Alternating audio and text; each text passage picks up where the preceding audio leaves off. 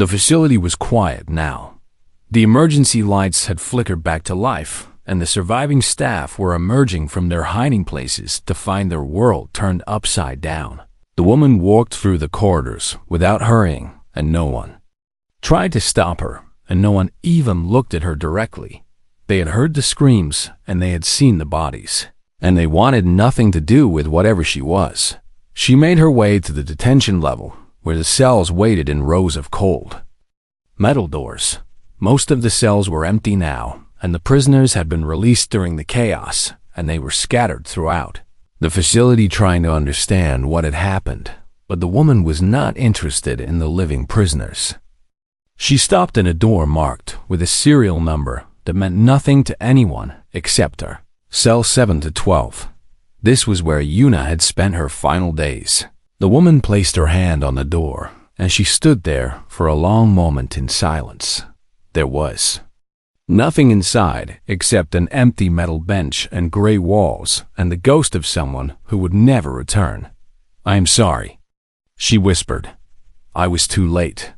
The words felt hollow and inadequate, but she said them anyway because they needed to be said. She had been across the galaxy when Jinho's message reached her, and she had pushed her ship as fast as it could go. But it had not been fast enough. It was never fast enough. The woman turned away from the empty cell, and she continued toward the records section.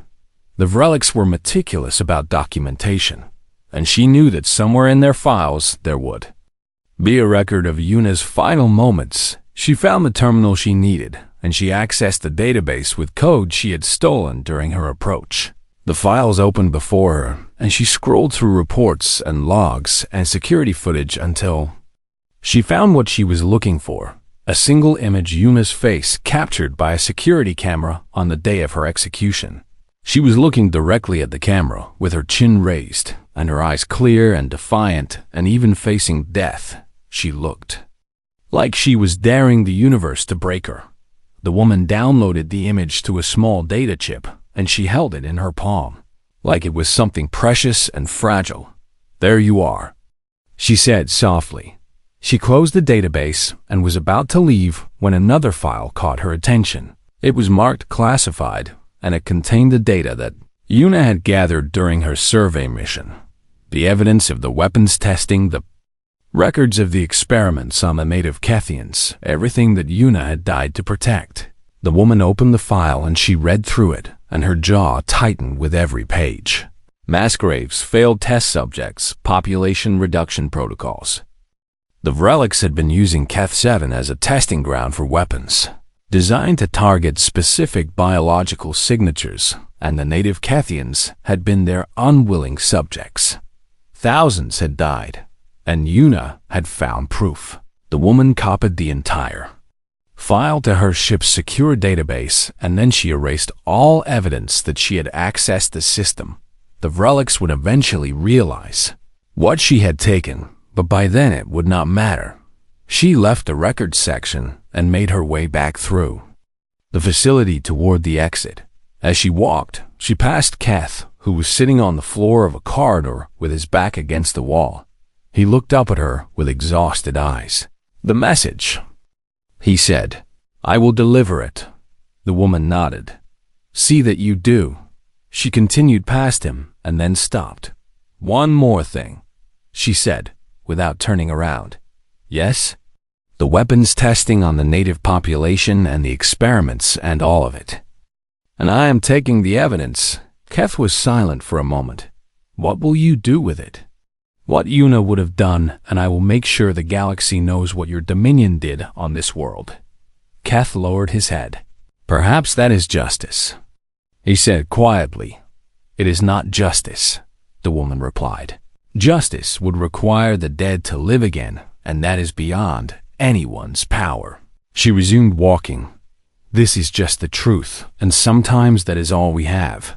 The outer doors opened before her, and she stepped out into the gray light of Keth 7's morning. Her ship waited where she had left it, and she walked across the barren plain with the data chip in her pocket, and the weight of loss pressing down on her shoulders inside the ship.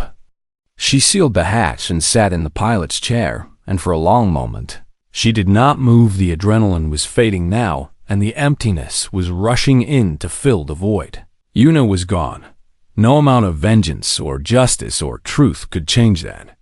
The woman who had been so strong and so controlled finally allowed herself to feel what she had been holding back. She pulled out the data chip, and she looked at the image of Yuna one more time.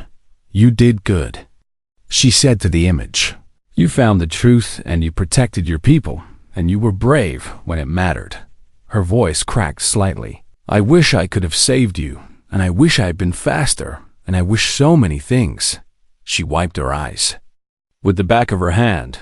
"But I kept my promise, and the ones who killed you have paid, and the evidence you gathered will reach the right people, and your work will not be forgotten." She activated the ship's communication array and began transmitting the classified files to the Galactic Union's emergency frequency. Every member species would receive the evidence, every news organization, every diplomatic channel. The Vrelix Dominion would have to answer for what they had done on Keth 7. It would not bring Yuna back. Nothing would bring Yuna back, but it was something. The woman engaged the engines, and the ship rose from the gray plane and climbed toward the stars. As she broke through the atmosphere, she saw the Vrelix reinforcement fleet dropping out of faster-than-light travel on the edge of the system. They were 6 hours early. It did not matter by the time they reached the facility. She would be long gone, and the evidence would already be spreading across the galaxy like wildfire. Let them try to contain it. Let them try to explain it away. The truth had a way of surviving. The woman set a course for the far side of the galaxy, where Jinho and the rest of Yuna's crew were waiting. She would find them, and she would tell them that their friend had been avenged and their mission had been completed. And then she would wait, because there would be another call eventually, and there always was. Somewhere in the vastness of space, someone would harm a human who could not protect themselves, and the official channels would fail, and the diplomatic solutions would collapse. And when that happened, she would go. That was her purpose, and her burden, and her promise. She was the reaper. She was the consequence. She was the one who remembered. As the stars stretched into lines around her ship and the jump drive engage, she whispered one final thing into the silence. "Rest now, sister, and you are remembered." The ship vanished into the void, and the woman was gone. But the message she had left behind would echo across the galaxy for generations. Humans remember their dead, and they never stop coming. Never. The bunker was silent, except for the soft hum of emergency systems struggling to stay active. "Commander." Sithrak pressed his back against the cold metal wall, and he looked at the woman who stood between him and the door, and he tried to remember how to breathe. "Yes, negotiate," he said quickly. "I am a Dominion commander, and I have access to resources and information and political connections." The woman did not move. Her eyes stayed fixed on him with that terrible emptiness that revealed nothing. "I can give you intelligence on Dominion operations," Sithrak continued, and his words tumbled out faster now. "Military positions and fleet movements and access codes that your people would find valuable." "Still nothing. I can arrange for compensation to be paid, and the Dominion has wealth beyond measure, and whatever you want, I can make it happen." The woman finally spoke. "What I want," she said slowly, "is for Yuna Park to be alive." Sithrak felt his throat tighten. "That is beyond my power, and what is done cannot be undone, and I am sorry for your loss, but are you?" "What? Are you sorry?" Sithrak hesitated because the Vrelix did not apologize, and they did not express regret, and these concepts were viewed as weakness in his culture. But this woman was not interested in Vrelix culture. "I followed protocol," he said instead. The prisoner represented a security threat, and she had discovered classified information, and I did what any commander would do. "You killed her. I protected my people and my mission." The woman took one step closer, and Sithrak flinched. She was a xenobiologist. The woman said she studied alien life forms, and she wanted to understand different species, and she believed that all intelligent beings could find common ground. Sithrak said nothing. She volunteered for the diplomatic survey mission because she thought it would be a chance to make peaceful contact with the relics, and she thought maybe she could help build a bridge between our peoples. Another step closer. And when she found your weapons testing facility and saw what you were doing. To the native Kethians, she did not run, and she did not hide, and she stayed to gather evidence because she believed that truth mattered. She was a spy. Sithrak insisted, but his voice was weaker now. She was a scientist who witnessed a war crime and tried to document it, and you killed her for it. In the corner, Keth made a small sound, and Sithrak glanced at him. The young intelligence officer was watching with wide eyes, and Sithrak remembered that Keth had argued against the execution. He had filed official protests, and he had warned that killing a human diplomat would bring consequences, and Sithrak had ignored him. Perhaps Keth had been right all along. The woman, Sithrak said slowly. Park and she was important to you. Yes, family? The woman's expression shifted slightly, and for the first time Sithrak saw something human in her eyes. Pain, deep and old and carefully controlled pain, not by blood. She said, but yes, and she was my family. I see. Sithrak understood family loyalty, even if the relics expressed it differently than humans. Then this is personal vengeance, he said. No. The answer surprised him. It is not vengeance? Vengeance is emotional and uncontrolled and wasteful. The woman said, this is something else, and this is a promise. What promise? Humans make promises to each other. And we promise that if one of us falls, the others will remember. And we promise that if one of us is taken, we will come for them. And we promise that if one of us is killed, there will be an accounting. She paused. I am the accounting. Sithrak felt the weight of those words settle over him like a funeral shroud. You cannot kill every species that harms a human. He said, you would spend your entire existence hunting. No, she agreed. But I can make sure that when someone chooses to harm one of us, they understand what that choice means. And what does it mean? It means that we remember, and we do not forget, and we do not forgive, and eventually someone like me will come. Sithrak thought about the stories Keth had shared on the bridge. The Nethic convoy, the Korath slavers, the Dominion outpost with that word carved into its walls. Remembered. All those deaths and all that destruction, and it was all the work of this one woman or others like her. How many? He asked. How many of you are there? The woman almost smiled, but there was no warmth in it. Enough. Does your government know about you? Officially, I do not exist, and the human government has no knowledge of anyone matching my description. And if anyone ever asked, they will deny everything. Plausible deniability. Something like that. Sithrak nodded slowly. In a way, he respected the arrangement because the relics had similar unofficial assets that handled problems too sensitive for official channels. But the scale of what this woman described was something else entirely. I have one question for you. The woman said Sithrak waited when you killed her, and when you gave the order, and when your soldiers carried it out, and did she beg? The question hung in the air between them. Sithrak could lie, and he was tempted to lie, and perhaps a lie would make his death easier, but something in those empty eyes told him that she would know. No. He said quietly, she did not beg. What did she do? She was defiant to the end, and she refused to give up. Her crewmates, even under pressure, and she told me to go to hell with her last breath. The woman's jaw tightened, and her eyes glistened. With moisture she refused to let fall. That sounds like her. I told her she had conducted herself with honor, and I meant it. Did that make you hesitate? Did you consider letting her live? Sithrak paused.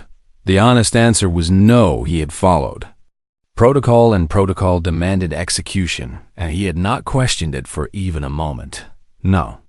He admitted, I did not consider it. The woman nodded, as if this was exactly what she had expected. Then there is nothing more to discuss. She moved toward him, and Sithrak closed his eyes. He did not beg either. Perhaps that counted for something. The end came quickly, and with more mercy than he deserved.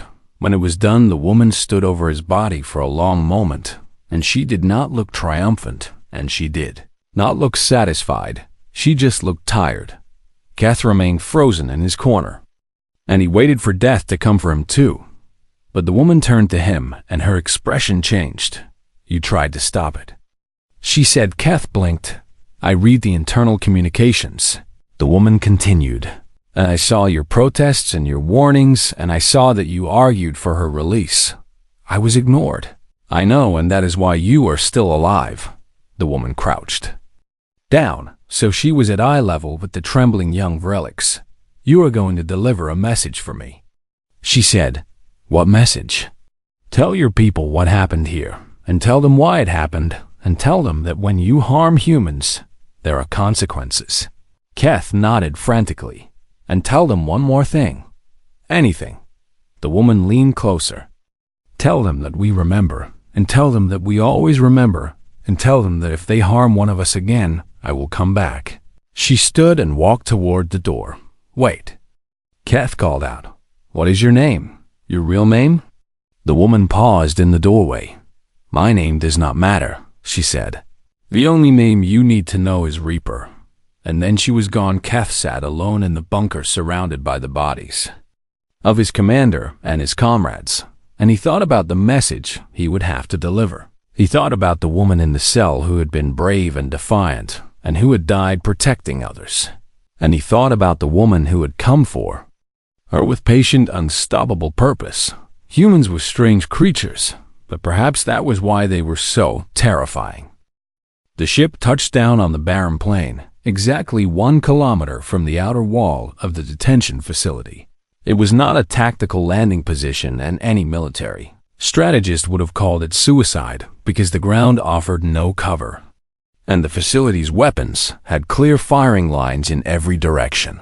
But the woman who emerged from the ship did not seem concerned about tactics. She stepped onto the gray soil of Keth 7, and she looked at the facility in the distance, and she began to walk. Commander Sithrak watched her approach through the facility's external cameras, and he felt his confidence return as he studied her. She was tall for a human, with dark hair pulled back from a face that held no expression. Her armor was light and showed signs of heavy use, and she carried no visible weapons.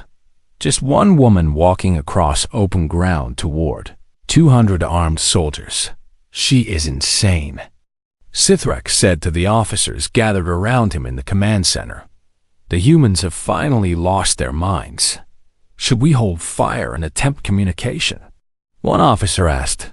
"No, and I want her destroyed before she gets within 100 meters of our walls." The order went out, and the facility's external turrets came to life, and the soldiers stationed on the walls raised their weapons. The woman kept walking. She did not run or dodge or seek cover, and she simply walked with that same patient, steady pace. The first volley of weapons fire lit up the gray plain like a storm of green lightning. Energy bolts and projectile rounds converged on the walking figure from dozens of sources, and the woman kept walking. Sithrak leaned forward, and his eyes widened around the human.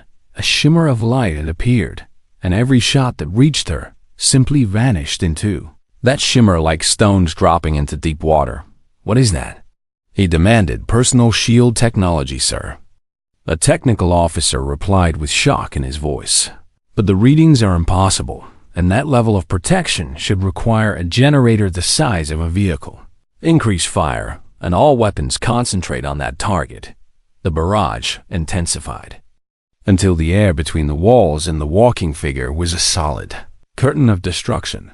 The woman did not slow down. She did not speed up. She just kept walking. 300 meters, 200 meters, 100 meters. She stopped at the base of the outer wall, and the weapons fell silent, because even the most disciplined soldiers will pause when they witness something they cannot explain. The woman looked up at the wall, and at the soldiers staring down at her, and at the turrets that were still smoking from their sustained fire. Then she spoke. Her voice carried clearly through the external communication system, and Sithrak realized she had already hacked into their network. I am looking for Unipark," she said in a voice that was calm and flat and empty of anything except purpose. "I am told she was a guest here." Sithrak grabbed the communicator and responded directly. "The woman you seek was a spy," he said, "and she was dealt with according to Dominion law." Silence stretched for a long moment. "Dealt with?" the woman repeated. "She was executed 3 days ago, and her remains were disposed of properly." More silence. Then the woman said a single word. "Thank you." "Thank me for what?" "For confirming." The lights went out not just in the command center, but everywhere. Every light in every corridor in every room and every system in the entire facility went dark at exactly the same moment. Sithrak heard officers shouting and consoles dying and emergency alarms trying to sound before they too fell. "Silent backup power," he ordered. "Activate the generators now." "Sir, the generators are not responding." "Manual override." "Nothing is responding, sir. And it is like the entire facility has been shut down from the inside." Impossible. The woman had been outside the walls and she had never touched their systems, and there was no way she could have accessed their network so completely in such a short time, unless she had already been inside their network long before she arrived, unless she had spent the past 16 hours while her ship slowly approached, learning every system and every code and every weakness in their security. Sithrak felt real fear for the first time in his life. In the darkness, he heard something that made his blood freeze. Screaming. Distant at first and then closer, and then suddenly cut off. "Report." He shouted into his communicator. "All units report." Static answered him. Then a voice broke through, and it was one of his perimeter guards, and the guard was terrified. "She is inside, and I do not know how, but she is inside and she is moving so fast and we cannot see her," and the voice cut off. More screaming from somewhere in the facility, and then silence. "Commander, we need to evacuate." One of his officers said. "No," Sithrak replied. "We outnumber her 200 to 1, and she is just one human." "Sir, the screaming is psychological warfare and nothing more, and she is trying to break our morale before we can regroup." He gathered his 12 best soldiers around him and his personal guard who had served with him for decades. "We moved to the secure bunker at the facility's core," he ordered, "and we lock down and wait for reinforcements." They moved through the dark corridors with only emergency chemical lights to guide them. The facility had become a maze of shadows and strange sounds, and Sithrak's soldiers jumped at every noise. Twice they found bodies of relic soldiers who had been killed quickly and efficiently with no signs of prolonged struggle. Not all the soldiers, Sithrak noticed that some personnel they passed were still alive and cowering in corners. And these survivors all had one thing in common.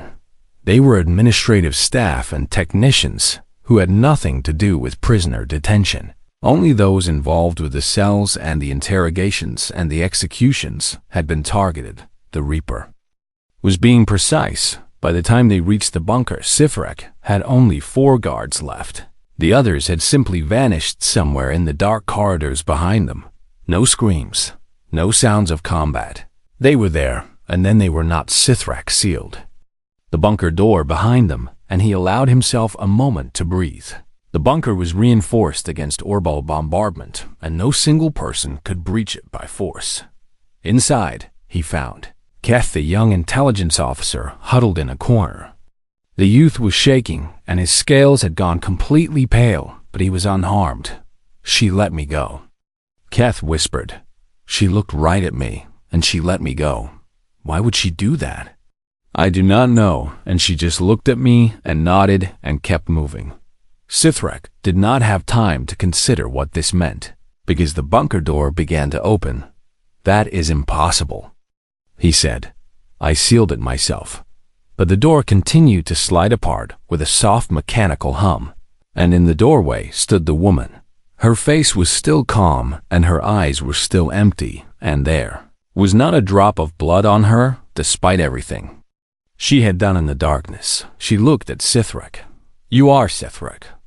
she said, and it was not a question. You gave the order. Sithrak raised his weapon, but before he could fire, the woman moved. She was across the room in an instant, and his 4 guards were down before any of them could react. Just Sithrak and Keth, and the woman remained. Wait, Sithrak said as he backed against the wall. Wait, and we can negotiate. The woman stopped. She tilted her head slightly like she was considering his words. Negotiate, she said. Commander Sithrak stood on the bridge of his cruiser, and he watched the sensor display, and he told himself that he was not afraid. Fear was an emotion for lesser species, and the relics had evolved beyond such primitive responses long ago. But there was something about that silent ship at the edge of his system that made his scales itch in a way he did not like. Report. He said to his tactical officer. The vessel remained stationary. The officer replied, no change in position and no weapon signatures detected, and still no response to our hails. What class of ship is it? Unknown configuration, and it does not match any human military vessel in our database. Sithrak's tail twitched. Then why was it flagged? What is this Reaper designation? The tactical officer hesitated, and Sithrak noticed that several other bridge crew members had suddenly become very interested in their own consoles. Keth, Sithrak said to his young intelligence officer who stood near the back of the bridge. You were the one who found the flag, and you will explain it to me. Keth stepped forward, and his scales were pale, which was a sign of nervousness in young Vrelic's commander. He said, the flag comes from a classified Union database, and the entry is sparse, but what it contains is concerning. Speak plainly. Keth took a breath, and his claws clicked together nervously. Reaper is not a ship designation, he said. It appears to be a human designation, and it refers to an individual. Sithrak blinked slowly. One individual? This entire warning is about one human? Yes, Commander. That is absurd, and humans are not particularly dangerous compared to other species, and they are soft, and they are emotional, and they die as easily as anyone else. Permission to share what the database contains? Sithrak waved a claw impatiently. Keth activated a display screen and began reading from the sparse entries. 12 cycles ago, he said, a Nethic convoy captured a human transport vessel and executed all crew members as a show of dominance, and the convoy consisted of 6 armed ships with over 200 crew members. And 3 weeks later, the convoy was found, drifting without power, and every single crew member was dead. And there were no signs of external damage to the ships, and no indication of combat, and no explanation for how 100% casualties occurred. Sithrak felt something cold settle in his chest. Continue. 8 cycles ago, a Karath slating operation captured 17 humans from a colony world, and the operation was large-scale with multiple stations and several hundred slavers involved. Keth paused, and his voice dropped slightly. The entire operation was destroyed in a single night, and every slaver was killed, but the human captives were found alive and unharmed, and when questioned, they said that a woman had come for them. A woman? They called her Reaper. The bridge was very quiet now, and Sithrak noticed that even the most hardened veterans among his crew were listening with uncomfortable attention. There is more, Keth said. There are dozens of similar reports scattered across Union space, and they all follow the same pattern, which is humans are captured or killed, and official channels fail to secure justice, and then after a period of time a ship appears and someone comes, and the people responsible for harming the humans die. Sithrak made a dismissive sound.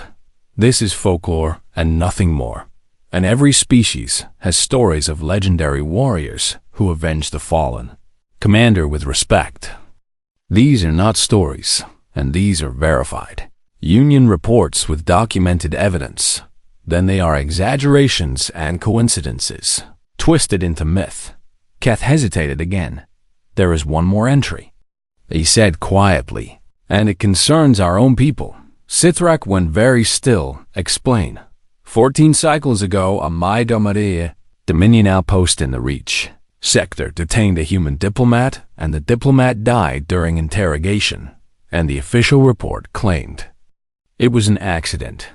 I remember that incident, and the outpost was destroyed by a reactor malfunction. The reactor malfunction was the official explanation, Keth said, but a recovery team found something at the site before it was classified. What did they find? Keth pulled up an image on the display. It showed a section of wall from the destroyed outpost with a single word carved into the metal. In deep jagged letters, remembered Sithrek stared at the image for a long moment. This could mean anything, he said, but his voice lacked conviction. Sir, the recovery team found the same word carved into 17 different surfaces throughout the outpost, and it was the last thing many of the crew would have seen before they died. Silence fell over. The bridge Sithrak turned back to the main display, where the unknown ship still sat motionless at the system's edge. This is human propaganda, he said firmly. They are masters of psychological warfare, and they create these myths deliberately to intimidate their enemies. Perhaps, Commander, I executed one human prisoner, and that is all, and she was a spy who had discovered classified information, and I followed proper protocol. Even as he said the words, Sithrek felt doubt creeping into his mind like cold water seeping through cracks in a dam. Sir, the sensor officer interrupted. The vessel is moving. Sithrak turned sharply. On the display, the unknown ship had begun to drift toward the inner system, not at combat speed, not with any apparent urgency. It moved slowly and deliberately, like a predator that knows its prey cannot escape. Speed? Sithrak demanded. Minimal, sir, and at current velocity, it will reach planetary orbit in approximately 16 hours. 16 hours. Reinforcements were still 6 hours away, which meant he would have backup before the ship arrived. Maintain maximum alert status, Sithrek ordered, and continue hailing attempts, and I want a full tactical analysis of that vessel's capabilities. Sir, we cannot scan the interior and something is blocking our sensors. Of course, it was Sithrak stood rigid on his bridge, and he watched the small dot on the display creep slowly closer, and he told himself again that he was not afraid. The relics did not feel fear, but as he watched that ship approach with its patient, inevitable movement, Sithrak found himself thinking about the word carved into the walls of that destroyed outpost. Remembered the humans did not forget their dead, and now one of them was coming for him.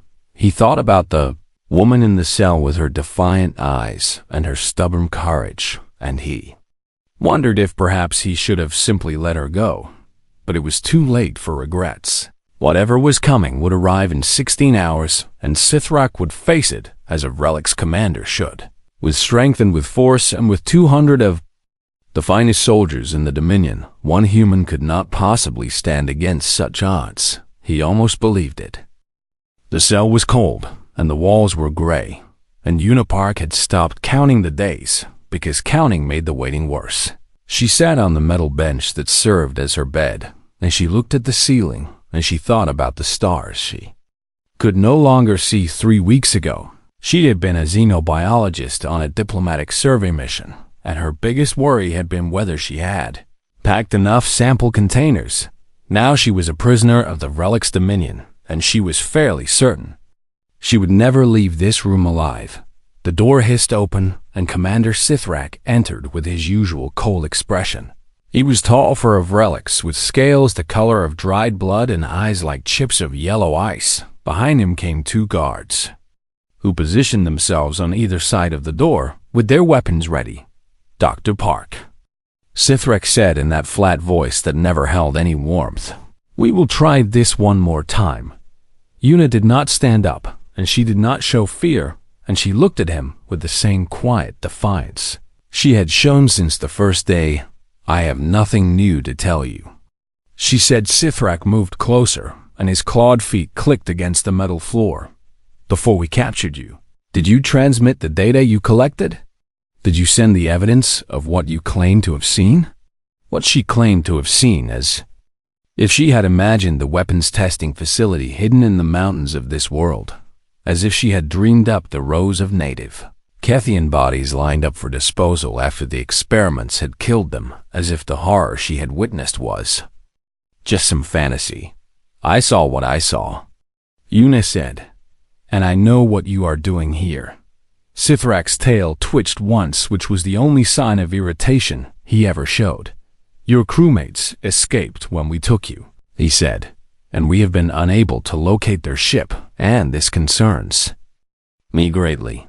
Una felt a small spark of hope, even though she kept her face blank. Jinho and the others had made it out, and that was all that mattered. Perhaps they went to get help, she said. Perhaps they are bringing the entire human fleet right now. Sithrak made a sound that might have been a laugh if the relics were capable of actual humor. We have monitored all communications in this sector, and there has been no contact with human authorities, and no distress signals, and no calls for assistance. He leaned down until his face was close to hers, and his breath was cold and smelled of something metallic, which means either they abandoned you or they are hiding somewhere in this system, waiting for a rescue opportunity that will never come. Una said nothing because there was nothing to say. The truth was, she did not know if Jinho had transmitted the data before they fled, and she did not know if anyone was coming for her. But she would die before she gave Sithrak that satisfaction. This is your final chance, Sithrak said as he straightened up. Tell me what I want to know, and I will make your death quick and painless. And if I do tell you, Una asked, what then? You kill me quickly instead of slowly? That is supposed to be a reward? Sithrak stared at her for a long moment, and something shifted in his yellow eyes. You are brave, he said. I will give your species that much credit, and I have seen many prisoners break under far less pressure than you have endured. Una smiled even though it hurt her cracked lips. Humans are stubborn, she said. We get that from our planet, and it tried to kill us for 1,000,000 years, and we are still here. Yes, Sithrak said. The famous death world and the famous human resilience, and I have heard all the stories, and I remain unimpressed. He turned and walked toward the door, and then he stopped and spoke without looking back. Execute her, he said to the guards. Standard protocol, and make sure the body is completely destroyed. Una felt her heart freeze in her chest, but she did not cry out, and she did not beg. The guards moved toward her, and one of them produced a small device that hummed with energy. For what it is worth, Sithrak said from the doorway. You conducted yourself with honor, and that is more than I can say for most prisoners. Go to hell. Una said. Sithrak left, and the door closed behind him. The guard with the device pressed it against Una's chest, and she felt a moment of searing pain, and then she felt nothing at all. Her body slumped sideways on the metal bench, and her eyes stared at nothing, and Dr. Una Park, who had loved the stars and dreamed of discovering new life, was gone. The guards carried her body to the incinerator, and they disposed of her according to standard protocol, and they filed the proper reports and marked her case as closed. Security breach contained. No further action required. 3 days passed, and the relics went about their business, and the weapons testing continued, and the native Kethians continued to die in the mountains. On the morning of the 4th day, a sensor officer on commander Sithrak's cruiser noticed something strange. A ship had dropped out of faster-than-light travel at the edge of the system. It was not a large ship, and it showed no obvious weapons and broadcast no identification signal. The officer tried to hail it, but there was no response. He tried again with the universal translation frequency that all spacefaring species monitored, and still there was nothing. The ship just sat there at the edge of the system like it was waiting for something. The officer frowned and ran the ship's configuration through the Galactic Union database, and he expected to find nothing. Instead, he found a single flagged entry with a warning attached. He read the warning 3 times because he was certain he had misunderstood. Then he contacted Commander Sithrak directly. Sir, he said with a voice that trembled slightly, We have a situation. Explain. Sithrak said. A ship has arrived at the system's edge, and it matches no military designation, but the database has flagged it with a single identifier. What identifier? The officer swallowed hard. Reaper. He said, Sir, the ship is flagged as Reaper. There was a long silence on the communication line. Increase facility security to maximum. Sithrak finally said, and contact our reinforcement fleet and tell them to accelerate their arrival. Sir, is this about the human prisoner? The one we executed? Another long pause. Just do as I say. Sithrak said, and then he ended the connection. Out at the edge of the system, the unmarked ship hung motionless against the stars. Inside it, a woman sat alone in the pilot's chair, and she looked at the readouts that showed the relic's military installation on the planet below. Her face was calm, and her hands were steady, and her eyes held something that was not quite anger and not quite grief, but something far more dangerous than either. She had received the message from Jinho 2 days ago, and she had dropped everything and come as fast as her ship could carry her. But she already knew she was too late. She had known the moment she saw the look on Jinho's face in the recorded transmission. Yuna was dead, her sister and everything. But Blood was dead, and now it was time for the relics to learn what that meant.